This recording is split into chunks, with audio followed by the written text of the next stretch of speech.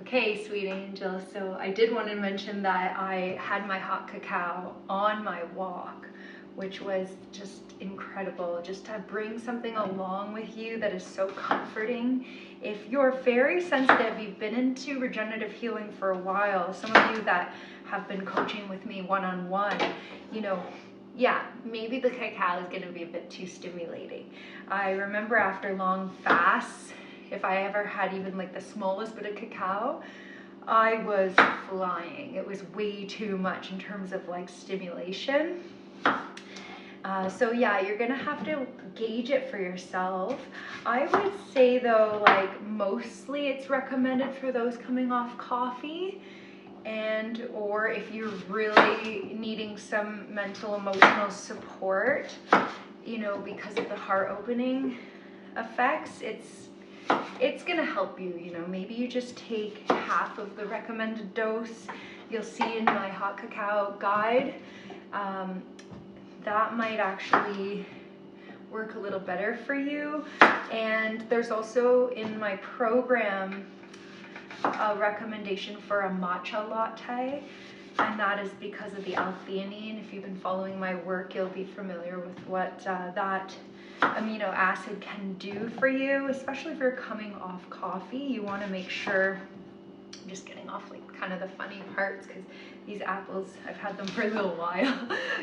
So yeah, if you are coming off caffeine, the matcha, the ceremonial matcha in particular, is going to be really useful because you're going to get a little bit of the caffeine, and mostly you're going to get the L-theanine, which gives you a calm mental alertness.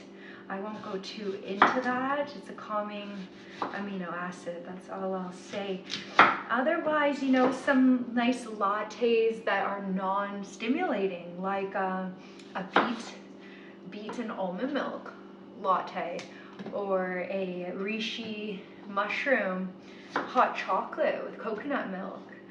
There's rooibos lattes. There's all kinds of stuff you can do for yourself to kind of keep you feeling really soothed in terms of the emotional and mental body, because sometimes they really take us over, yeah, these other bodies. Like, I know that I feel my best when, you know, I eat very little before, like, I'm going to sleep. Like, I'll stop my eating and drinking window a few hours before sleep. I've been very hydrated all day. I know I'm going to wake up the next day feeling so good, not needing excessive amounts of sleep, and just still feeling so rested, you know, on less sleep.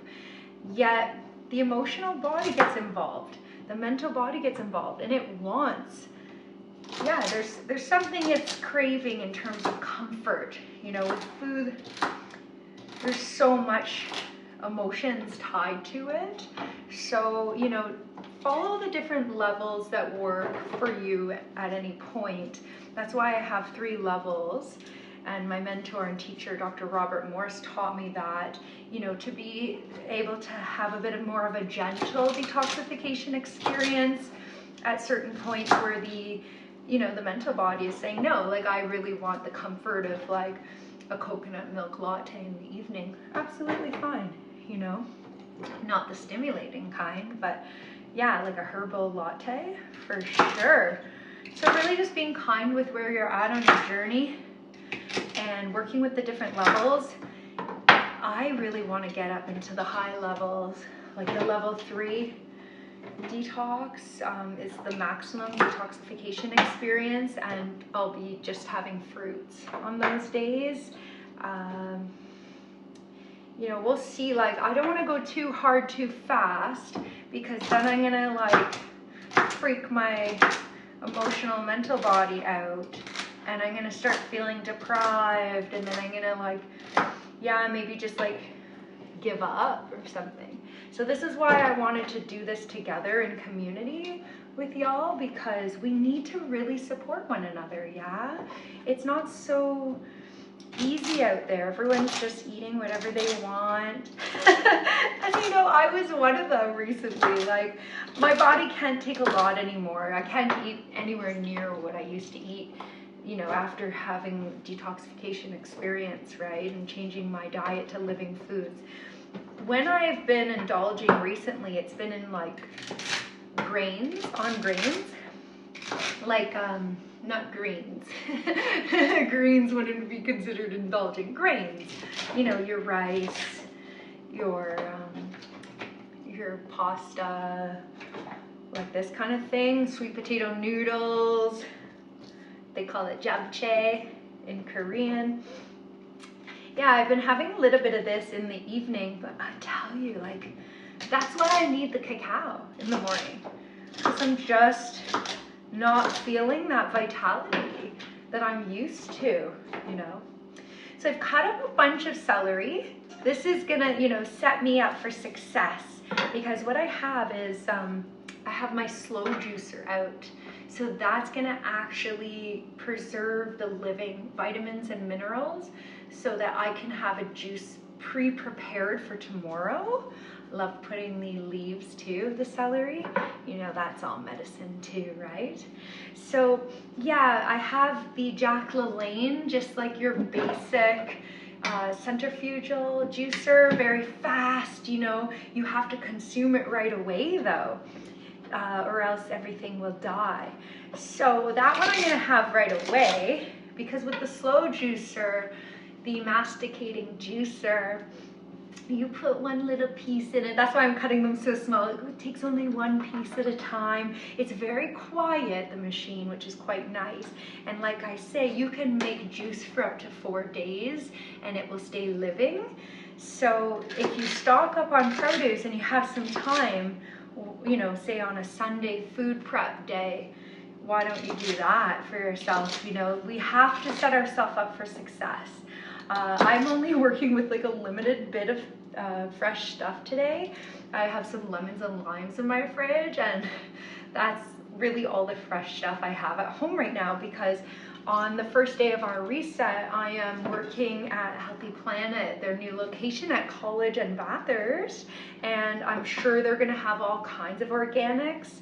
A lot of their newer locations are dealing in the organic produce. So proud of Healthy Planet. Wow, they've come such a long way since they were at the Scarborough Mall, the Parkway Mall. That's their, you know, original location. I actually worked there back in the day. Lovely family. Anyways, yeah, I just, I think we need to set ourselves up for success.